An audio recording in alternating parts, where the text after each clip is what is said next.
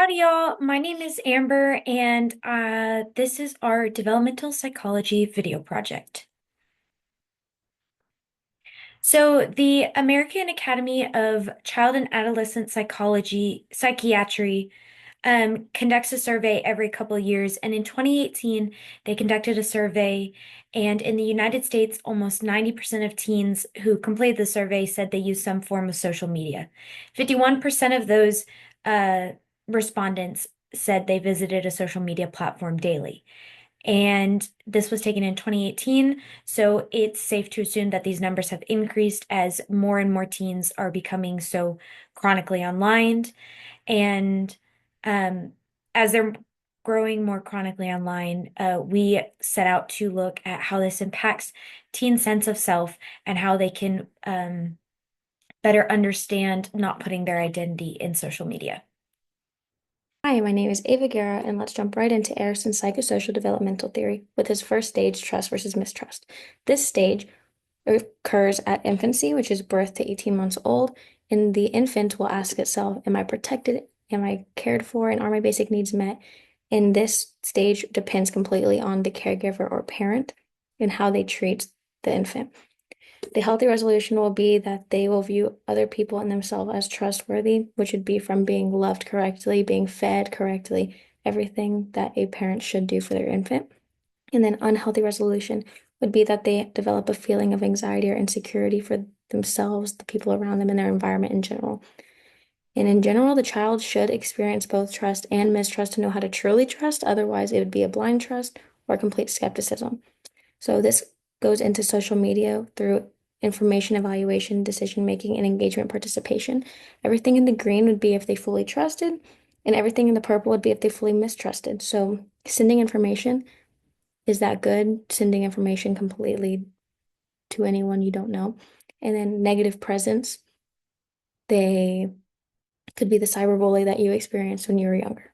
So neither side is particularly good. So is the healthy resolution the ideal resolution, or was Erickson wrong and you needed to experience both?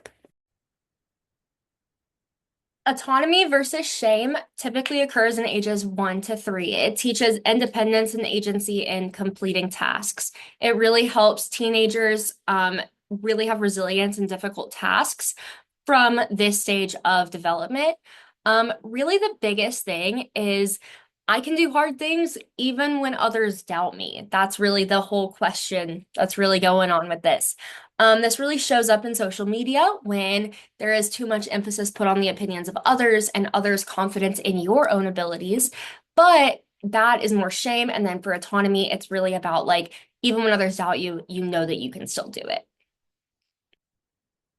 For the stage on initiative versus guilt, social media offers us a platform, so you have to make sure that you use it with the purpose. You can easily use the platform to take initiative and post things you like and share unique ideas. You do not need permission to be creative or to be bold. Do what you like to do because you want to do it.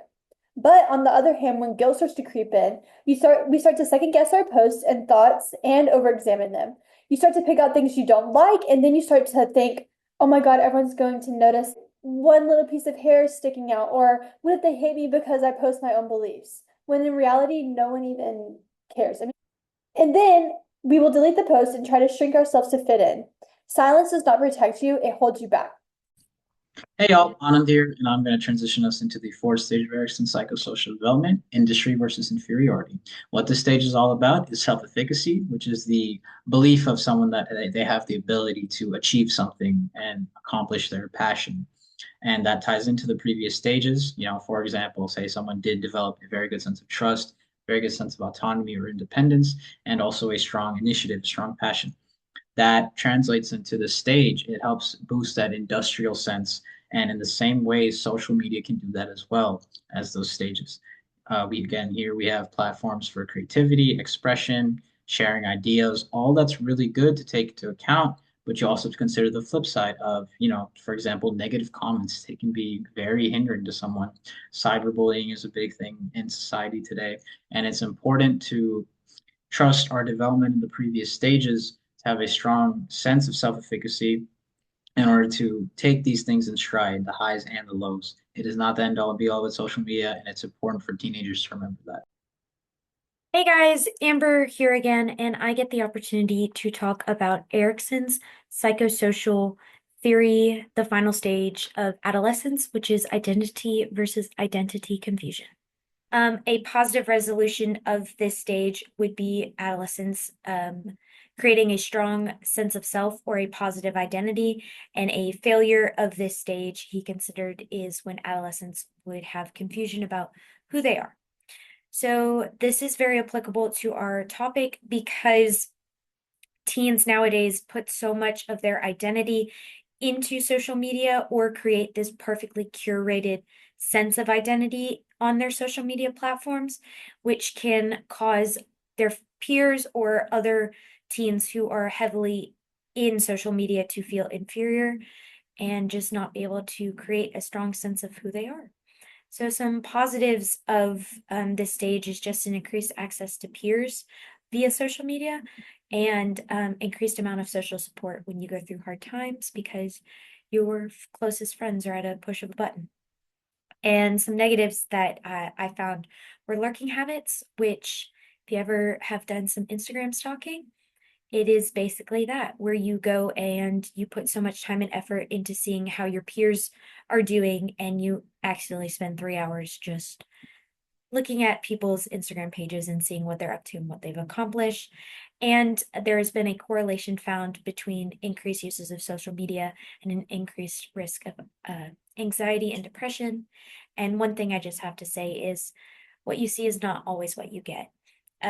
Instagram's are most of the time, and all social media accounts are just the perfectly curated portions of people's lives that they want you to see and have created for you to see.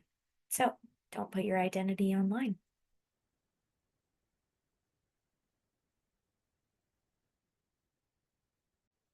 For social media safety, there are so many things that you can do to make sure that you stay safe on social media, such as protecting your privacy and thinking before your posts. Make sure you know who's looking at your content because not everyone online is who they say they are. Think before you reply to anyone because if a message feels off or is just weird, it probably is. Make sure to guard your mental health because if it makes you anxious or insecure, make sure you unfollow, mute, or block them. And speak up. If you see something wrong or someone hurting, you have to make sure to report it. You're in control, and what you post is all up to you. Use your voice, but protect your space. Stay safe out there. For the practicality of this whole assignment basically on stages of development and social media. It really helps us to understand others' motivations and really what is going on in ourselves as teenagers and in the heads of other teenagers and other people. This really helps us to realize how our actions affect others. And it really is important to apply this information to really understanding why we acted the way that we did, what could we have done differently, and then not feeling shame about it, but moving forward in a way that is most beneficial to ourselves and to others, and specifically our family, schools, and communities. My name's Sophie Gray, and thank you. To wrap everything up, Erickson's theory does include more stages than the ones we covered today on this presentation, but we focus specifically on how a few key stages in this theory show up in the lives of teenagers, specifically in the relation of social media. Social media is often viewed as something harmful or overwhelming for teens or anyone of any age. Social media can actually support a positive development, though, because social media isn't just an app on the phone, it's a powerful tool that interacts with the way that teens grow, learn, and understand who they are overall. It can be a space for creativity, identity formation, connection, healing, and just good things overall. It just depends on who these teens interact with and what they choose to share and who they follow and how they respond to things that they see. It's not about avoiding social media, it's about learning how to use it in ways that support who you really are and who you want to become. Our hope is that this perspective helps bring a little more empathy, understanding, and attention to how we all think about social media and identity as a whole. Thank you very much, and here are our references. Thank you so much for listening, and I hope you have a great day.